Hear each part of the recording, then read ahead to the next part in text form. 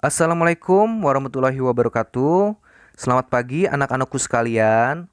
Tetap semangat belajar di rumah dan jangan lupa jaga kesehatan kalian masing-masing.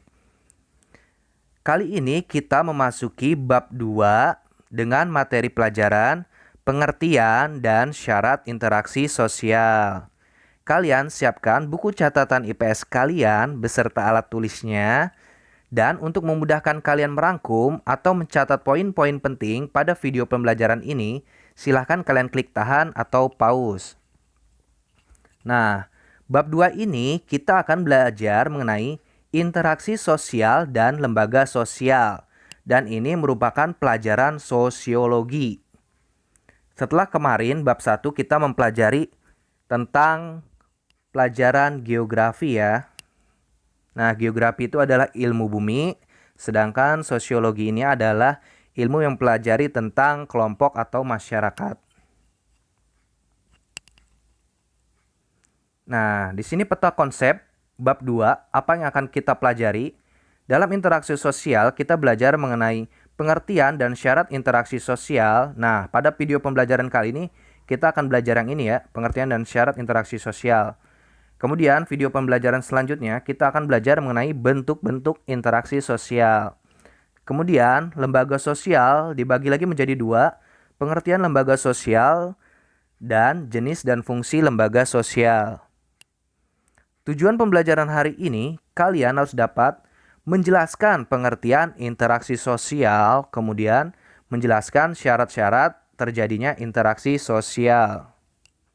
Nah, manusia disebut makhluk sosial karena memiliki gregariousness, yaitu suatu naluri untuk selalu hidup dengan orang lain. Nah, manusia ini tidak bisa hidup tanpa bantuan orang lain. Misalnya, nasi yang kita makan sehari-hari ini merupakan hasil kerja keras petani. Kita membangun rumah, ini merupakan hasil kerjasama para pekerja bangunan atau mungkin tetangga kita yang sudah membantu untuk mendirikan rumah. Tidak mungkin kita bisa membangun rumah secara sendiri tanpa bantuan orang lain. Nah, kita ini adalah makhluk sosial, tidak bisa hidup tanpa bantuan orang lain. Nah, pengertian dan syarat interaksi sosial, salah satu ciri manusia adalah selalu hidup bersama manusia lainnya. Kehidupan manusia sejak lahir di dunia sampai akhir hayat di kandung badan terlibat di dalam interaksi sosial. Pada saat masih bayi, terlibat interaksi terutama dengan ibu atau pengasuhnya. Nah, setelah besar, terlibat interaksi dengan tetangga, teman-teman, sepermainan, dan teman-teman sekolah. Nah, saat ini kalian berada pada posisi teman-teman sekolah ya. Nah, setelah dewasa, terlibat interaksi dengan teman-teman seprofesi atau satu pekerjaan, dan seterusnya. Dan ini dikatakan sebagai media sosialisasi ya. Nah, perhatikan gambar berikut. Nah, di sini ada guru sedang mengajar di dalam kelas, ada siswa-siswi datang ke sekolah bersalaman dengan guru, adapun siswa-siswi yang saling bersalaman ya, bertegur sapa. Dari gambar di atas dapat disimpulkan, interaksi sosial berupa hubungan antara individu dengan individu, antara individu dengan kelompok, dan antara kelompok dengan kelompok. Menurut Gilin dan Gilin, dikutip oleh Suryono Sukanto, interaksi sosial adalah hubungan timbal balik antara individu dengan individu, individu dengan kelompok, serta kelompok dengan kelompok.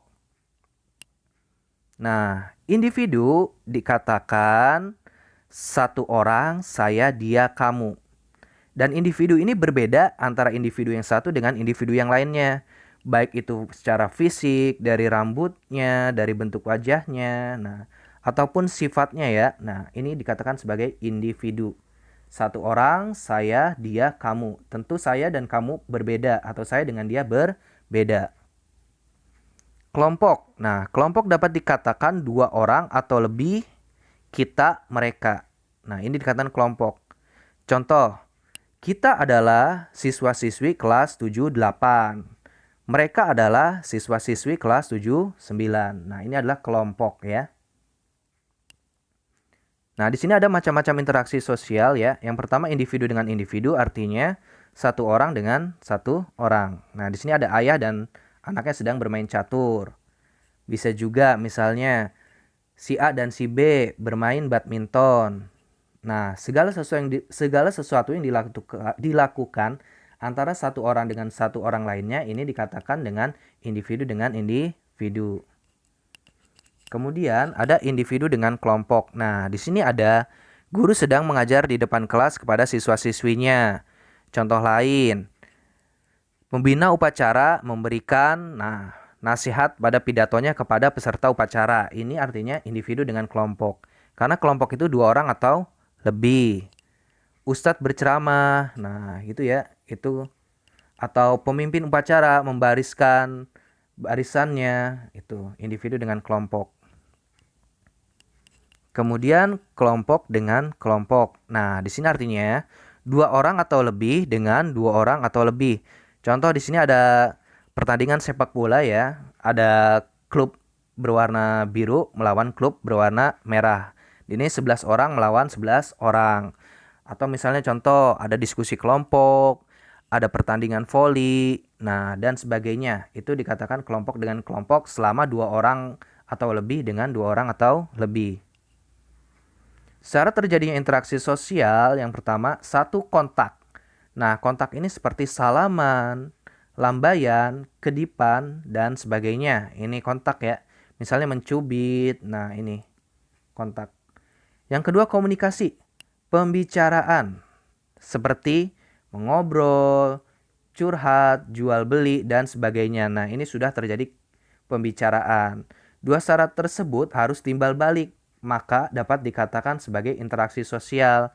Misal contoh, kalian bersalaman tapi orangnya tidak melakukan atau membalas salaman kamu. Nah, ini tidak dapat dikatakan sebagai interaksi sosial.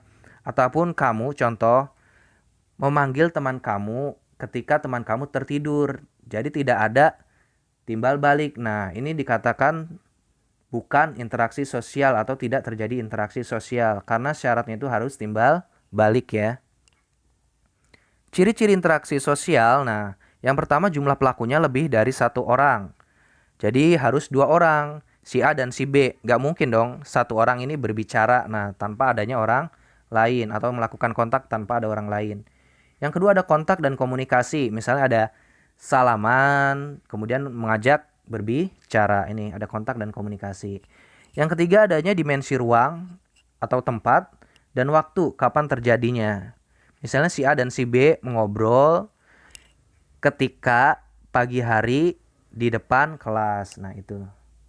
Ada tujuan, misalnya si A dan si B bertanya, kapan waktunya pulang sekolah? Nah, ini ada tujuan. Setiap komunikasi itu pasti ada tujuan. Faktor-faktor pendorong interaksi sosial ada 4 ya. Yang A, faktor imitasi. Nah, imitasi ini artinya tiruan. Merupakan proses seseorang mencontoh orang lain atau kelompok. Contohnya, seorang anak perempuan bermain masak-masakan karena melihat ibunya pada saat memasak di dapur. Nah, ini mencontoh ya, imitasi. Atau seorang anak, melakukan peran sebagai dokter-dokteran, memeriksa temannya karena pernah melihat dokter sedang memeriksa dirinya. Ini imitasi. Yang kedua B, faktor sugesti, merupakan pengaruh yang dapat menggerakkan hati orang. Contohnya, seorang pasien yang akan berobat ke seorang dokter, pasien tersebut akan cepat mengalami penyembuhan. Salah satunya disebabkan adanya rasa sugesti. Nah, dorongan ya, akan sembuh ini pada dokter tersebut. Nah, ini faktor sugesti. Yang C, faktor identifikasi, merupakan kecenderungan atau keinginan-keinginan dalam diri seseorang untuk menjadi sama dengan orang lain. Contoh, seorang anak yang mengidolakan pemain bola atau sepak bola sehingga semua tingkah laku idolanya akan dilakukan. Misalnya, ngefans dengan CR7, dia membuat potongan rambutnya seperti CR7. Nah, seperti itu. Yang D, faktor simpati, merupakan kemampuan untuk merasakan diri seolah-olah dalam keadaan orang lain dan ikut merasakan apa yang dilakukan, dialami, atau diderita orang lain.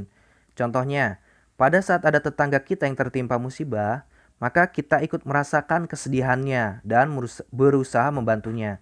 Ini adalah simpati ya. Nah, itu. Merasakan seolah-olah kita merasakan perasaan orang lain. Contoh, teman kita sedang kesedihan. Nah, kita merasakan perasaannya dan kemudian kita membantunya untuk menyelesaikan permasalahannya. Ada 3 jenis aturan, yaitu aturan mengenai ruang, mengenai waktu, dan mengenai gerak dan sikap tubuh. Aturan mengenai ruang, di mana terjadinya interaksi sosial tersebut. Misalnya, interaksi yang terjadi di rumah antara orang tua dengan anak, anak dengan anak, interaksi di sekolah antara teman dengan teman, siswa dengan kepala sekolah, guru, dan karyawan atau TU. Interaksi di masyarakat antara teman sebaya dan dengan orang yang lebih tua. Nah, ini ruang ya. Ruang itu tempat di mana terjadinya interaksi sosial.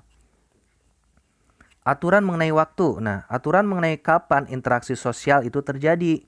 Misalnya, interaksi sosial dulu dan sekarang. Si A bermain catur kemarin dengan si B. Nah, itu ya. Kemarin atau sekarang. Kemudian, aturan mengenai gerak dan sikap tubuh. Dalam interaksi sosial, orang lain membaca perilaku kita. Selain kata-kata kita, karena dalam interaksi, tidak hanya memperhatikan apa yang dikatakan orang lain, tetapi juga apa yang dilakukannya. Dengan menggunakan gerak dan sikap tubuh seperti memicingkan mata, mengedipkan mata, mengangkat bahu, menganggukkan kepala, mengacungkan ibu jari atau jempol, mengangkat bahu, dan sebagainya. Nah, ini gerak dan sikap tubuh ya, atau kode tubuh atau simbol-simbol tubuh. Nah, ini. Oke, demikian pembelajaran hari ini. Tetap semangat belajar di rumah. Silahkan catat poin-poin penting atau rangkum materi pembelajaran pada buku catatan IPS kalian. Nah, ini catatan ini tidak usah kalian kirim fotonya ya ke saya. Kemudian, bagi yang belum mengerjakan ulangan harian 1, bab 1, silahkan kerjakan ya ulangan harian bab 1 kemarin. Kirimkan foto jawaban kepada saya ya, guru IPS. Jangan lupa nama dan kelas. Oke, sekian pembelajaran hari ini. Wassalamualaikum warahmatullahi wabarakatuh. Selamat pagi, sampai bertemu pada video pembelajaran selanjutnya. Tetap semangat belajar di rumah.